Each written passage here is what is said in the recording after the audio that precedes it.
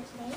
And I see we have a couple of guests with us today, so I'm just going to give you a brief overview of what my role is as a Toastmaster, and I invite everyone else who comes up to present their roles just to share a couple sentences about what your role is when you come up in front of the group. But as your Toastmaster today, I'm sort of a master of ceremonies, making sure that the meeting is running on time, introducing our different speakers and roles today, and really just running the meeting and making sure that it moves forward. As many of you probably know, today is National Administrative Professionals Day, so if you have an administrative assistant or professional that helps you, or you are one yourself, you can thank them or thank you for all that you do. It's also National Tell a Story Day, which I thought was kind of ironic for Toastmasters because we often hear so many Toastmaster stories. So today is a day that people are encouraged to share stories, whether it's reading a book or sharing one from their own experience with those around them. So thank you for all of you who will share your stories today. I'm going to jump right into it and get started. Our folks are listed on the board who will be doing our roles today. And first off, I'd like to invite Courtney up to share the grammarian.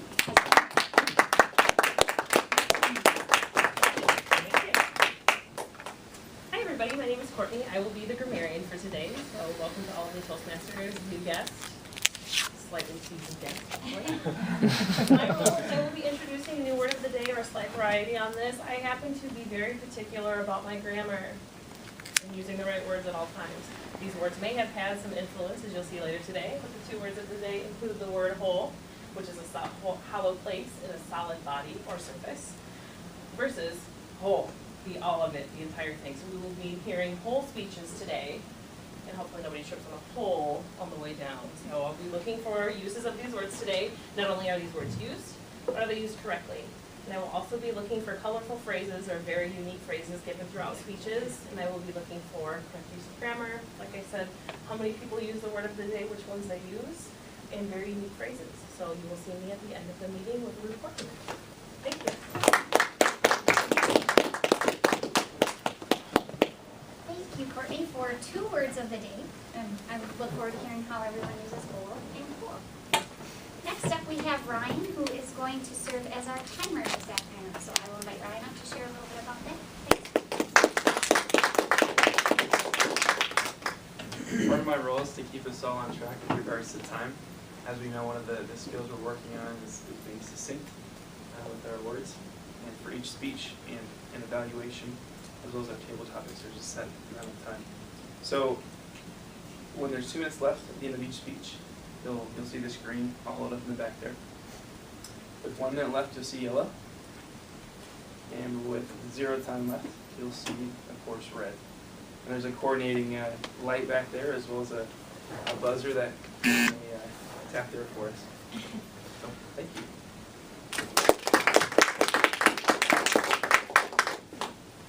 Thank you, Ryan. Next up, we have Krishna, who is going to serve as our humor and inspiration master today. So with that, I'd like to welcome Krishna.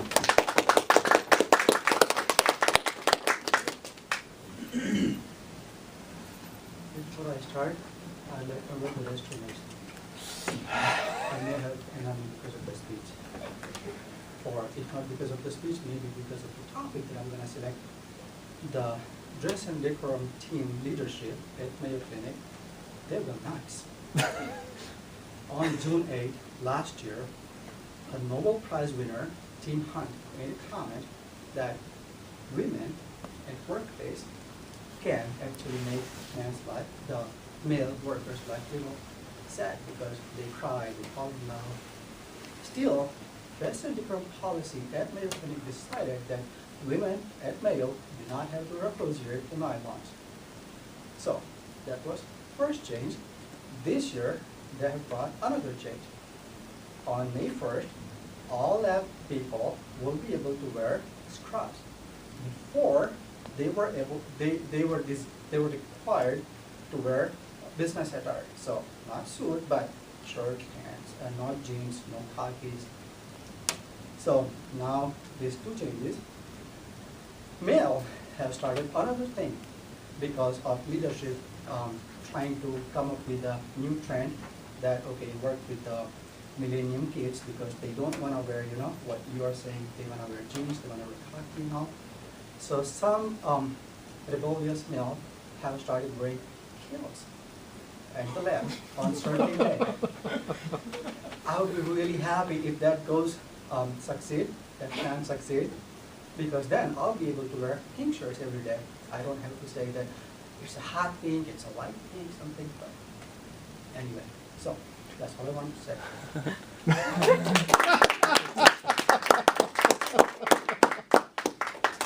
Thank you. On this National Tell a Story Day, that was a great story to open it up with, so I appreciate that. Before I introduce our first speaker, for those of you who are here as guests today, I just want to share that this is typically the format of our meetings. We start with, of course, the intro from the Toastmaster and our grammarian and our timer give us the ins and outs of their role and what their jobs are.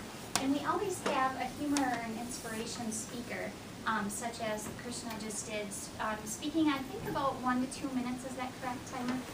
And then we have 2 to 3 speakers who give official speeches, if you would, from our competent communicator or other advanced manuals.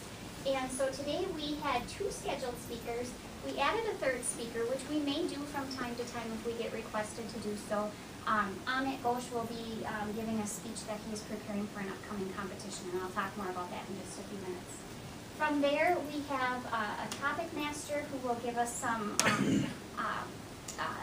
spontaneous speaking opportunities as time allows, and then we get into the evaluation portion of our meeting. So that's really the layout of our meeting. Now with that, I'd like to begin with our official speeches for today. Our first speaker is our club president, Chris Nibby. Chris will be talking about the Moments of Truth survey number 6, which is achievement recognition. This discussion, including Q&A, will last about 10 to 12 minutes. So with that, I'll invite Chris to go.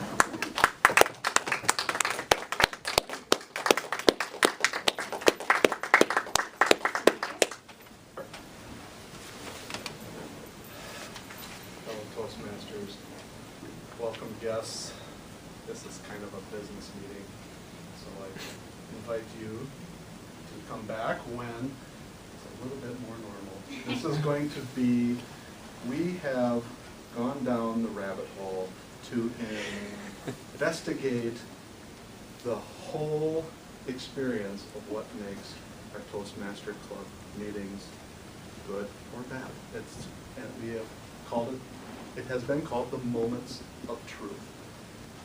Every member has been given an opportunity to rate how well we do. And to save a little time, I also printed out the results of the surveys this time. But to quickly recap, our first moment was first impressions, all about greetings and how we have the room and whether or not our guests are welcome. I'm seeing smiles, so I'm thinking we're doing pretty good on that. Next is membership orientation. This year we have been a little bit more formal about laying out what those roles are, getting our new members in touch with an experienced member so they have a good role model and a guide in how to do the roles, how to get ideas for speeches. This is a ridiculously difficult task for some people to be able to take an idea and put it on paper for 5 to 7 minutes or 10 to 12 or whatever limit that you are given. Next is fellowship, variety, and communication. Another area that has been examined a little bit more closely, whether, again, guests greeted and whether or not they're enjoyable and educational meetings and social events. And then also more about the publications. And then the fourth moment, the planning and meeting organization, we do really well with that. We have a strong membership base that can step in where we need to. So most of that we did pretty well on. Then membership strength. We are rocking it in our area. We have well over 20 members.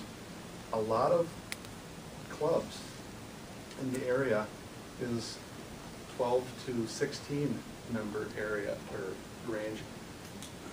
So not only are there opportunities for 3 speeches, but you can get credit for 2 speeches, manual speeches, outside of your club experience. So if you are really antsy and want to give speeches, there is a fellowship opportunity to go to other clubs and be a guest speaker at their clubs. They are more than welcome to that and would welcome you with open arms. And now we have our membership achievement and recognition. Most of you should have a graph in front of you. I had included both the header of the original paperwork sheet and this one. I was doing a little experiment. I didn't release it until this week. It seemed like most of the replies happened later rather than sooner. And this time we only had 9 replies. And we didn't finish strong like I was hoping we would. Before we had a 15, 16 member response rate. This time it was only 9. But we still got a lot of clarification to do. And at this moment, I think what we need to do is clarify that we will be helping the club as a whole track what everybody's doing in an effort for support and fellowship. I think this last moment of truth really tries to capture and encompass all of the previous, much like our competent communicator manuals kind of build upon the previous concepts. I think this one will do what we need it to do. For your information, we discovered that our scheduling software that helps to organize our meetings and coordinate roles also can do agendas and track projects and achievements. We are going to be incorporating that and putting that up more. I think we need to know what everybody else is doing to help support, because sometimes a little bit of pride gets in the way and we have trouble asking for help. I am getting better at it myself. I have a hard time asking for help, but recent readings from many sources have taught me that asking for help is actually a sign of strength. So let's strengthen each other and offer help as well as ask for help when we need to get a project done or if we're stumbling on a project. One of the benefits of tracking is the Distinguished Club Program. That is best illustrated with all of these ribbons on our banner. Not only do everyone as members have goals, get projects 1 through 10 done on your competent communicator, get all of the different check marks and projects in your competent leadership manual, they also go towards a healthy club reputation where I can also, what those are is, for example, members in a club, if they can get 2 competent communicator awards, so 2 members that fill out their manuals. And one of the comments in this last survey was, I have no idea if these awards are submitted. It depends on you when your manual gets completed to provide it to the VP of Education, which in this case happens to be Stacy. But what we are failing is to recognize that somebody just completed their manual and we need to celebrate that. And I think that will help to raise awareness. Oh yeah, I gotta do that too. And then to help everybody else, then we've opened up an option for 3 speakers. Another club goal is, did we get 4 more new members? Are our guests going to sign up and join the Mayo High Nooners? And then after we got 4 new members, Can we get 4 more? That's another point. And when we can reach these club goals, we get at least 5, then we become distinguished, and then president's distinguished. Again, also, there's advanced manuals. When you complete so many advanced manuals and so many leadership manuals, we can get, I think, maximum of 9 out of 10 goals, or, you know, that's the top honor, and we have gotten that many times. But we don't do a very good job of advertising that and showing the charts as a goal itself for completion. That is something that we are going to be working on. And there's been a few people, if you flip your chart over, I think that is an overwhelming response for the 3 speeches.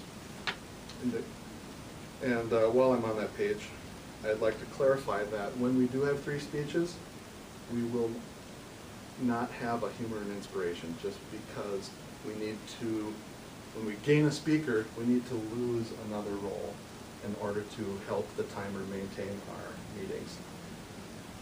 But we, in the lower right-hand corner, we had a total of 7 people that said they wanted to have their progress shown. Only 1 more wanted their actual progress shown. The other 3 only wanted the percentage shown. Either way, we are going to start sharing how much and how far we have come and how much or how little we have yet to go to meet our goals. To illustrate the need for this is not only are you getting the achievement, you completed your manual, you get these nice pins, you get 3 speeches, you get a nice pin, but when you get these awards, you also are awarding the club by meeting a goal.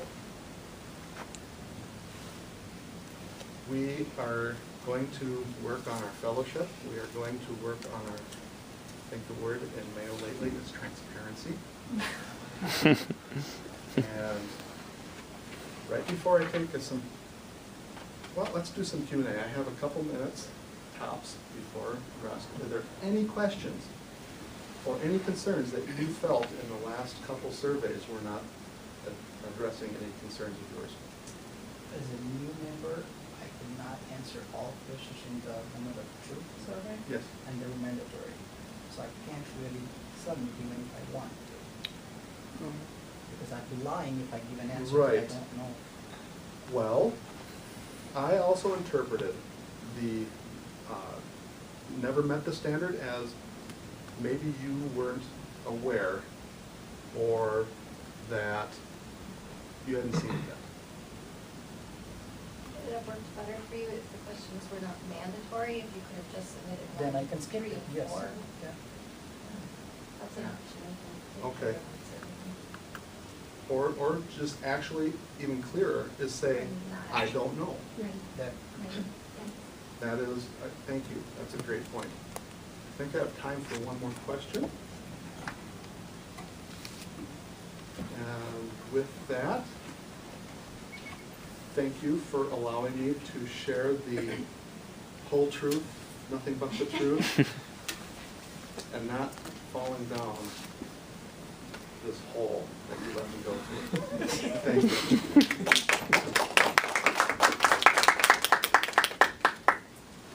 I'll ask Ryan, our timer, for 1 minute. During this time, our official evaluator is making his notes, but we also ask all of our members who aren't in an evaluator role to fill out these small slips of paper just to provide additional feedback to our speakers. So if you would do so, you can put it in the basket in the back room at the end of the session. So Ryan, 1 minute.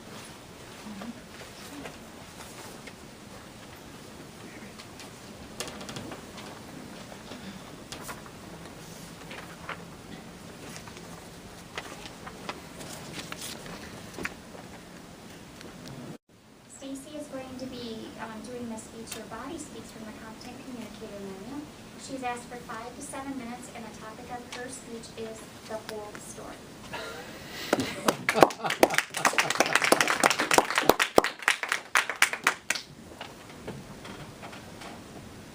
Just Just recently, my 6-year-old lost his 2 front teeth.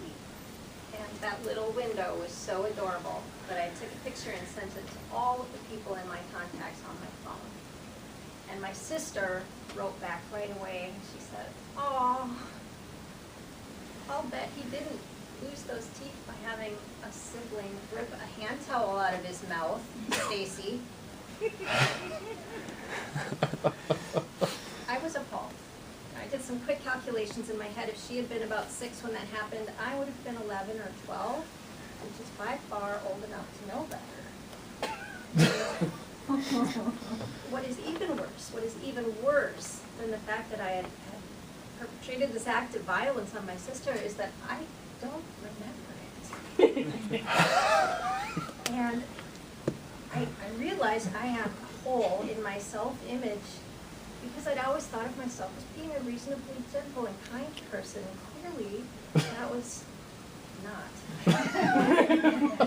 the case. And I apologized to my sister. I'm so sorry. And she said, "Well, you know, I deserved it." And I thought to myself, I imagined my little sweet boy, my little cuddly boy who sneaks kisses and writes notes like this. "I love Mom. Mom loves me." And I thought to myself, how could any 5-year-old child deserve to have that happen to them? And I wrote back again, "I'm so sorry." And she said, "Well," and this is where she answers the question that you're probably all thinking. Why was she having a hand towel in her mouth? And she said, "Well, we've been washing our hands before supper, and you wanted to dry your hands, so I took the hand towel and put it in my mouth so you couldn't." Okay. Well, that answered some of my questions. That helped me understand some of what had happened, but there are still several things that I didn't remember and don't understand. And one would be, why would a 5-year-old child who's a bright child intentionally antagonize somebody that is clearly has a violent streak? And why would 11-year-old Stacy make the choice to violently rip that hand towel out of the girl's mouth instead of taking 2 steps to the linen closet and getting it clean? There were still, even with, this actually had happened to me, and there were still holes in my understanding of the story. There was the question of why, what is the motivation? There was a Y-shaped hole in my understanding, a Y hole. I think of this story sometimes when people do things that are incomprehensible. My same little boy, about a week after he lost his 2 front teeth, he lost another tooth in front of his mouth by biting on a piece of wood. Why? Here again, we have a gaping hole, both in his mouth and in my understanding of the story. Now, sometimes when we go through our life, we're able to fill those Y-shaped holes with facts. And with my son, I was able to learn eventually that he had done that on purpose. And this is a legitimate reason. I would have done the same thing because he wanted a break from cleaning his room. So he bit on a piece of wood until his tooth came out. But a lot of times, many times, we don't have facts to fill in those Y-shaped holes that we have every day in our lives. And what I find works best for me when in those situations is to fill those holes with good assumptions, with positive intentions. For example, it helps me to deal with my egregious, violent streak to remember that although I did use it to attack my sister, I also used it to defend her. I have actually a memory of this. I remember grabbing a boy on the bus by the front of his jacket and slamming him up against the window because he was hassling my sister and he wouldn't leave her alone. So even though we can't always fill those Y-shaped holes, what we can do is treat ourselves and others with patience, and whenever possible, assume good intentions.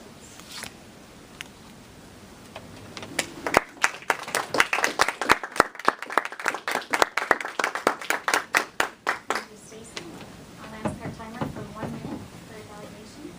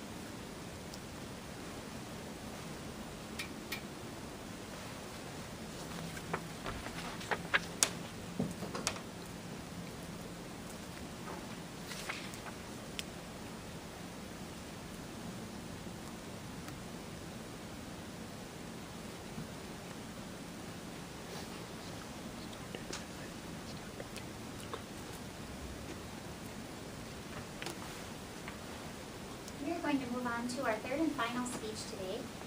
Amit Ghosh has asked if he can do his speech that he'll be doing at the District 6 competition this weekend. It's the International Speech Competition in Minneapolis on April 30th, as Chris mentioned.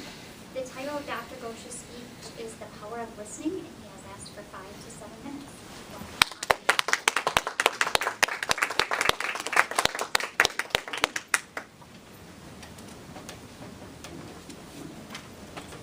Labels stick on me like a 3M post-it.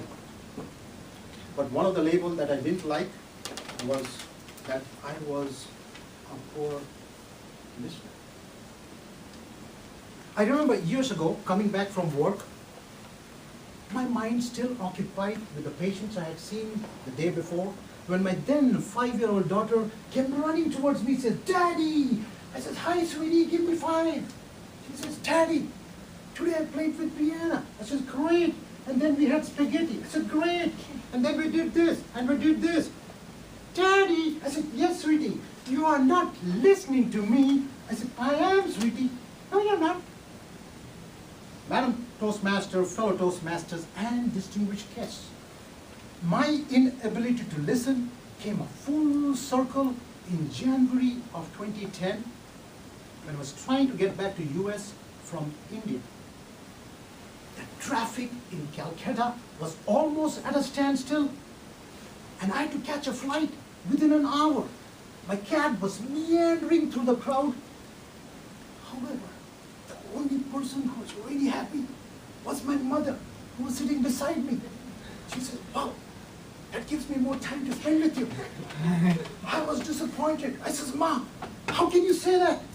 I'm going to miss my flight to Delhi, which means I'm going to miss my connecting flight to Minneapolis." I was worried about the long layover, rebooking my flight, an anxious family waiting for me in Rochester, and all the excuses that I had to make when I come back to work. My mother tried again.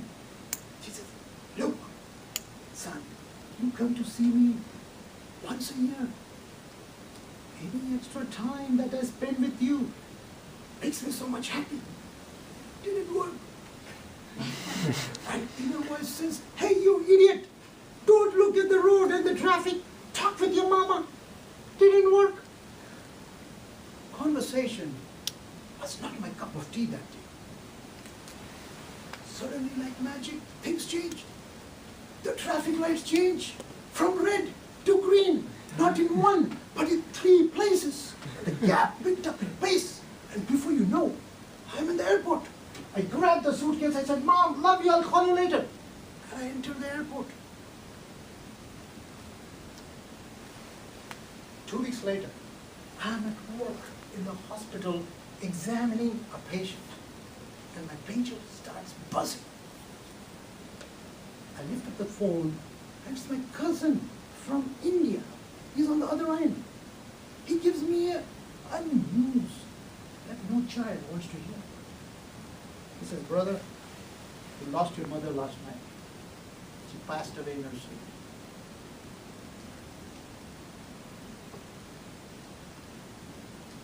So as I'm carrying my mother to her final resting place, a thought crosses my mind. I know what I should have done. I should have calmed myself and listened to my mother. I heard what she was saying, but I failed to listen. That she was going to miss me and wanted to spend more time with me. You see, ladies and gentlemen, listening is different from hearing. Unlike hearing, you have to listen both with your ears and with your heart. The need to listen is most. Things are at a chaos. In your haste to go ahead in life, in your haste to move forward, you may never get a chance to listen to the person who's sitting next to you, just like it happened to me. Or, for that matter, that person to you. 25 years practicing as a doctor.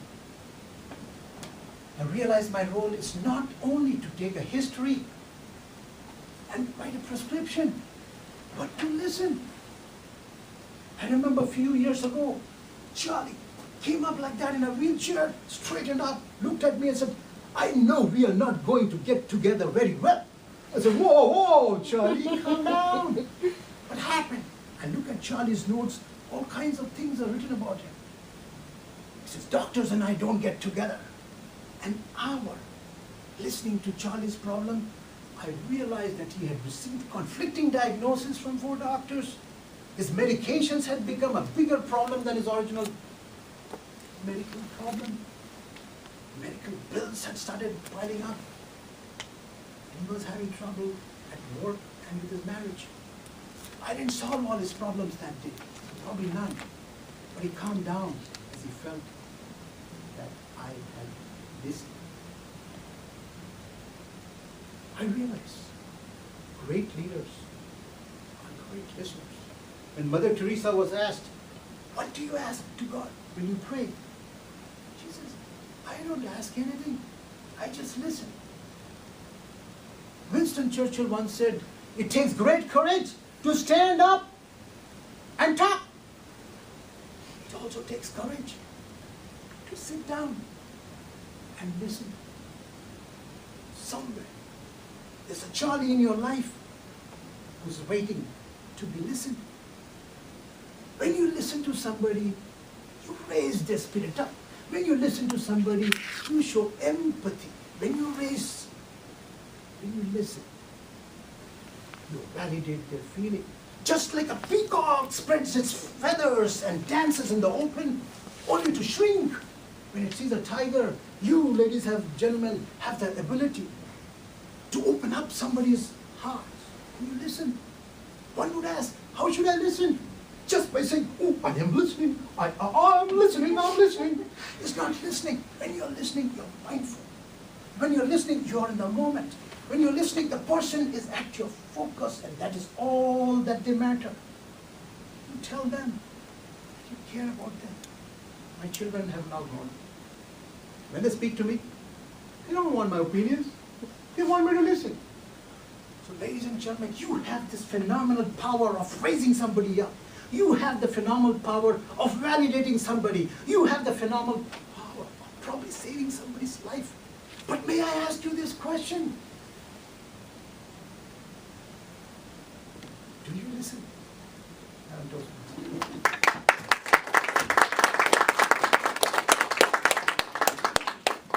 Thank you, Dr. Coach, for a remarkable story. We are all going to have the opportunity to provide feedback to Amit towards the end of our evaluation portion. So I'm going to ask our timer for 1 minute right now just to make any notes that you'll want to share. And certainly think of more things as we go, and we'll start the next session in just a minute.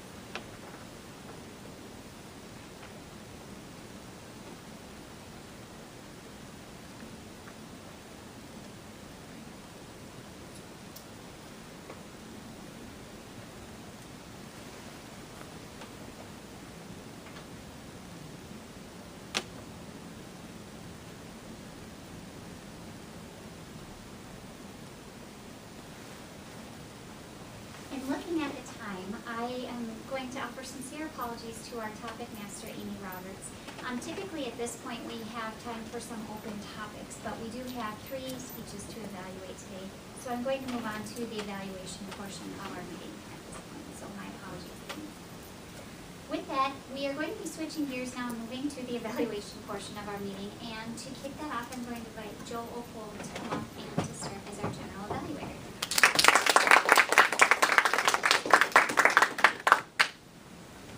As she said, I'm the general evaluator. It is my job to introduce you to the evaluator 1 and the evaluator 2. And after they have said their things, then I will go to the grammarian and the timer. Without any further ado, I'd like to introduce you to Iganta.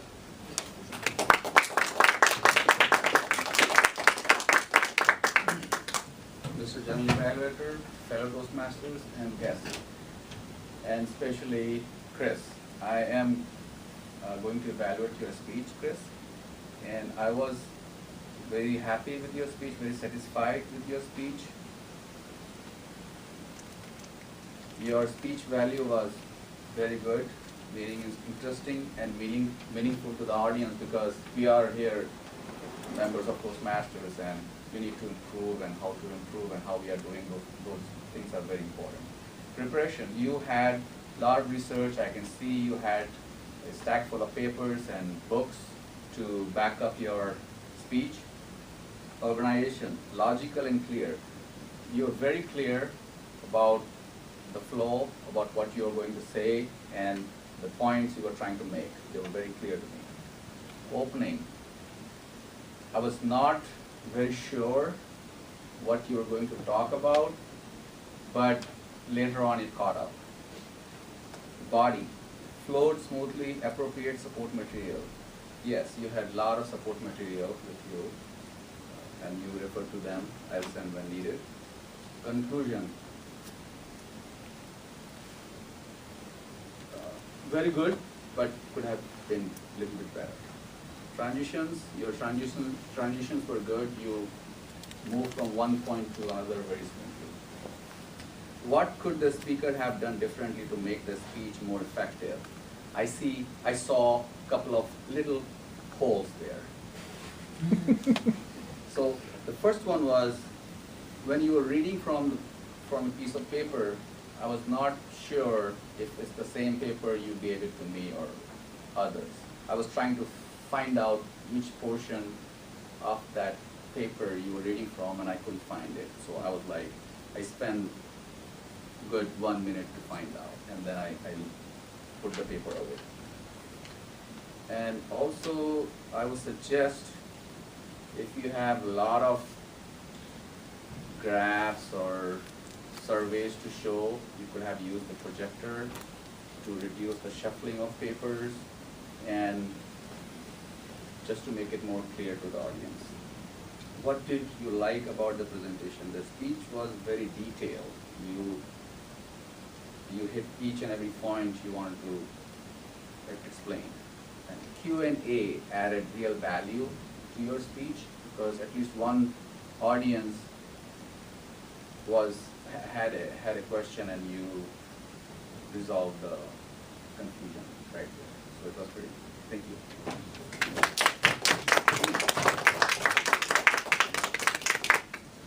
It was a very well done group, Chris. Now I will have Joe come up and evaluate his.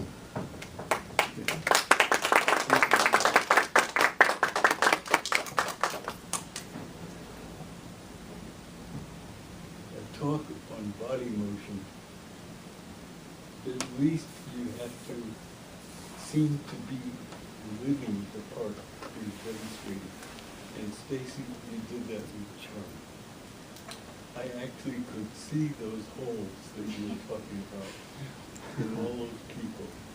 And also another aspect of it, which we'll talk about in a minute. The topic was just perfect for person who's going to talk about body motion. And I appreciated also the fact that you had a prop. That always adds something to the speech. But for you to take a talk on body motion and produce self-analysis and self-presentation, that took the speech beyond whatever people would expect. You made what would be a relatively routine subject so vital and so real to us today. I just have to thank you for doing it. Needless to say, I could comment on all the wonderful gestures you used and the fact that you made such good eye contact with people. And naturally, you did a very good job on that. But the idea of introspection in the middle of the body motion talk, that was something that transcended what I would have expected. Now I've got to try and make a suggestion. It was an awfully good speech, and I hesitate to do that, but it's my job, so I'm going to make a suggestion. Somehow, I would have liked the ending to have been a little bit more wonderful. I would have liked to have one of your good, lovely stories used in the ending and showed how it added to your understanding of yourself. But Stacy, please give us another one of your speeches. we can't wait. Thank you.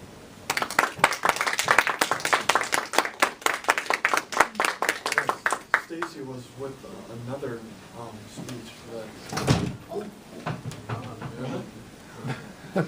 I have two daughters, 7 and 8, and I could see pulling on and all that stuff. It's good. My next will be. Actually, Joe, I'm sorry to interrupt you. Go ahead. Yes, sorry about No, that. that's fine. I first was listening to my third speech with Amin, and it was so ups and downs, but that was good because he wanted it to be ups and downs. How he had his mom, and his mom is deceased, and that was really powerful to my mom and dad. You know, my dad has bone cancer. He's got 6 months to a year left, and it just really hits me right in the heart. So I thought it was a great job. Does anybody else have, Chris? So, Amit, one of the things that I noticed is I could almost hear your voice a little clearer when you were conveying your cousin's phone call rather than your urgent. You seem, I also commented in the eval, but it's almost like you're urgent. I can see the urgency, but it's like your voice, your passage is getting a little constricted, and it would maybe open that up and show the urgency, but a little bit more clarity as you did with your phone call, your recollection. Courtney? I've heard your speech numerous times, Dr. Bush, and I think it's amazing every time. The one thing that I really focused on this time was your body language because you use so much of it.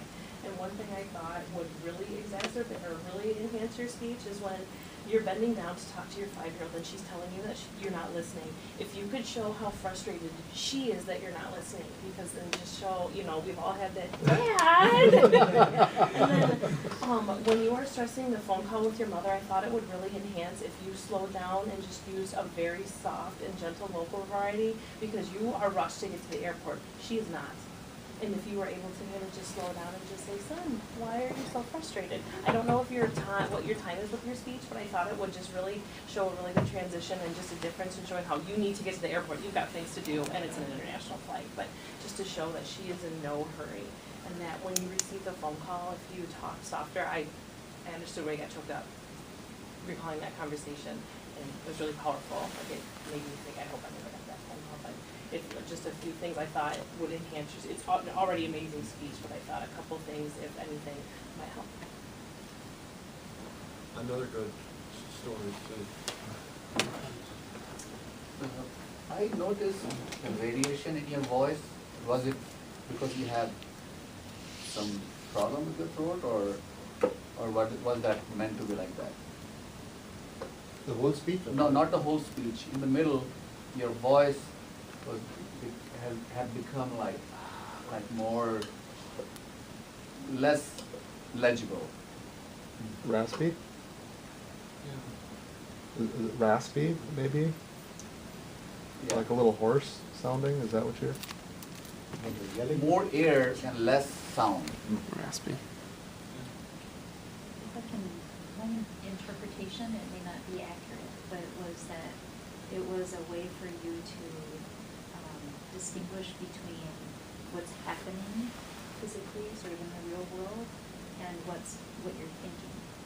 And so when I was, like the call from the uncle, it was a much clearer vocal tone that was coming out. When you're worried about making your flight, you had this sort of a lower, airier, but it was that sense of urgency. I'm thinking about this, I'm not really paying attention. That's sort of coming through in the way that you're varying that vocalness. But maybe that's not, that was my interpretation. I don't know if that was. A lot of it was intentional. Intent, That's exactly what was going on. Okay. Just to show the different vocal varieties. Yeah. So maybe, I don't know, it might be throwing some others Sure. off if they're not, if it's not real clear. Anybody else?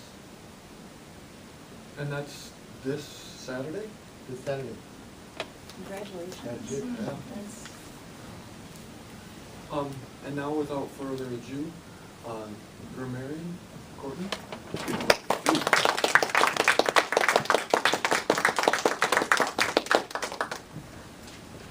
Hello again, everybody. I would just like to comment on fabulous use of both words of the day. Everybody used them both correctly. Chris used both of them well within each other right there, and they were both used correctly. Excellent. Lots of colorful phrases. Take an idea and put it on paper is ridiculously difficult. To hit the nail on the head. I think everybody knows how hard it's been to struggle. Stacy, I don't think I would ever put an egregious violent streak as a perfect thing I would use to describe you. Even if it's with your sister growing up, but I thought you painted a really good picture of the frustration that children encounter with their siblings.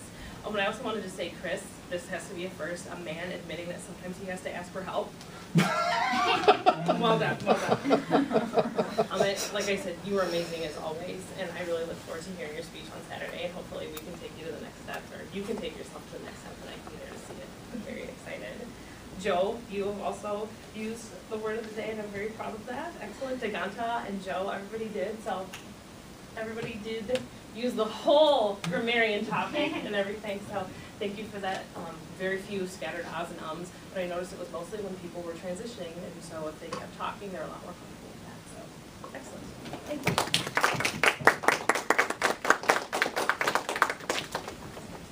And my timer, if you would please.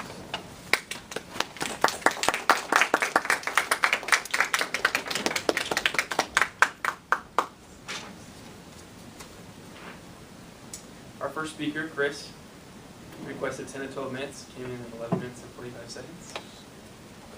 Well done. Stacy requested 5 to 7 minutes, and she came in at 5 minutes and 12 seconds. Amit requested 5 to 7 minutes, and came in just a couple of seconds over at 7 minutes and 8 seconds.